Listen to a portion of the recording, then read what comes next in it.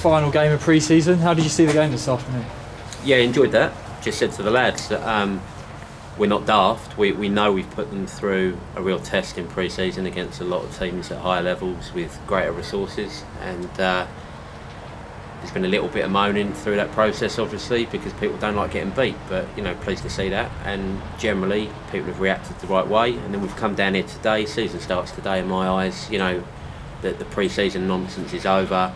We're into the business part of the season now. We want to get off to a strong start.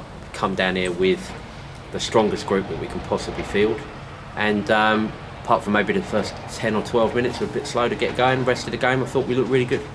Like you say, pre-season as a whole, can you just give us a short summary? Are you happy? Many positives coming out of that, many negatives? How do you see pre-season as a whole? Well, yeah, it's all about today and then Tuesday night and next Saturday. If you invite a group of 15 lads to the park to do a running session, guess what? Most of them aren't going to turn up. They're not going to want to buy into it. But if you get them to play some challenging friendlies that people can be excited about, be proud to be on the same pitch as some of these teams, that's good. You learn a lot more about people's personality when they're getting beat, and they get their fitness in, and we learn a lot more about our defensive shape. And then there's been plenty of games where we've said to them, right, we've done the defensive side, now we go out and we play our creative attacking football. Let's say it took us a little while to get going today, but once we've done that, despite the wind, I thought we put some really good phases of play together. We got the ball in the box in dangerous areas, and we scored some good goals and could have had more, frankly. 5 goals, that must just give the players all the confidence in the world going into a tough contest Tuesday night. Yeah, you can tell afterwards, the lads are all getting on.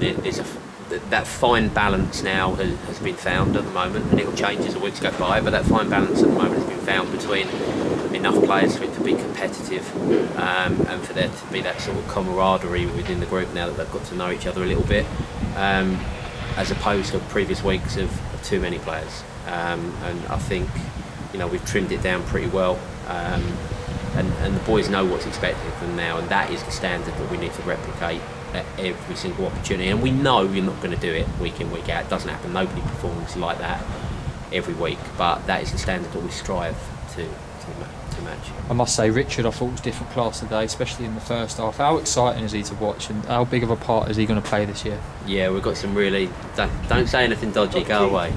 Oh yeah, changing room key, yeah. First mistake of the day. Richard's been brilliant pre-season, and there's plenty of other lads that play in those attacking positions that are just as potent going forwards. And yeah, I played full-back to a pretty shit level, but I wouldn't want to have him running at me, so glad he's wearing a green shirt and not the opposition. Yeah. Tuesday night, Abbey Rangers, what do we know about them? It's the first competitive game since lockdown, COVID, all of that. It must be itching to go, raring to go. We were hoping to get someone out to watch them today, but they didn't have a game, surprisingly. So they're perhaps be a little bit more rested, and obviously it's local for them, whereas our boys have got to trek halfway across London. But if you can't get excited about that kind of game, then you probably shouldn't be playing football at this level. I'm really excited about it. In terms of what we know about them, we know what league they played in, and we know a few of their faces from last year, and I'll do a bit of homework over the weekend. But frankly,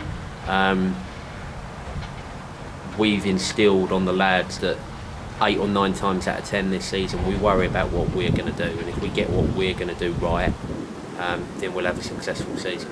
And that's not to be flippant. Obviously you need to take on board what you're playing against, but I can't have eyes in the back of my head. Let's get our jobs right. Let's do what we do well, and work hard, be organised, and be positive. And if we do that, we'll give them a bloody good game. 100%. Also, financial gain on Tuesday night. There's more at stake. There's obviously the FA Cup money there, and then the guaranteed money for the next round. Do you sort of keep that aspect of it away from the players and keep it in the back of their mind, or is that?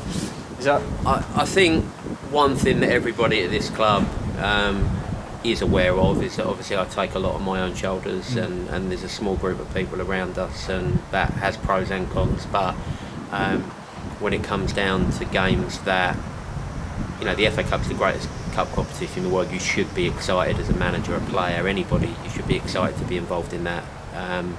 On the actual financial rewards, with everything that's going on in the world at the moment, that game, there's prize money at stake, and the players aren't going to see any of that, but it doesn't take a genius to work out that for a club, any club at this level, to compete at this kind of level, teams need paying for. And I would like to think that they would rise to the challenge, and try and do the club justice, which we probably didn't do in the FA Cup last year. Although last year as a whole we did do very well, but that game individually was a disappointment. That, you know, we owe a better performance, and if we perform like we did today on Tuesday night, I'd be really interested to see what that final result is. Yeah. Just to come back to today, you made a bunch of subs at the hour mark. Was that to protect players, or did you a few injuries today, or has everyone come through okay? Malik hasn't played for ages because of a knee injury, and he's gone on, and within 3 minutes he's turned that same knee again, which is a shame. Other than that, Billy's got a bit of a tight calf, and we've got 2 boys away today, and Alex Nelson's left his honeymoon for flu to come back and battle through 60 minutes. So congratulations and well done to him on a wedding, and also making the right decision and coming and playing football. But other than that, no, we'll be full strength. You know, if people aren't available, we can't pick them, but we don't have any long-term injuries apart from Malik. And finally, have you got a message for them, those out there that are thinking about making the trip on Tuesday, coming out and watching the game? What can we expect Tuesday night? Well, look, we've got a lot of away games coming up because we're pretty much the only ground in the league that isn't open yet, which is another conversation, and that's disappointing. But yeah, we're a club that's come a long way very quickly. We don't have a massive supporter base, but I would urge girlfriends and parents and anybody that's just interested in watching a decent game of football, yeah, make the effort to come down on Tuesday night. You won't be disappointed.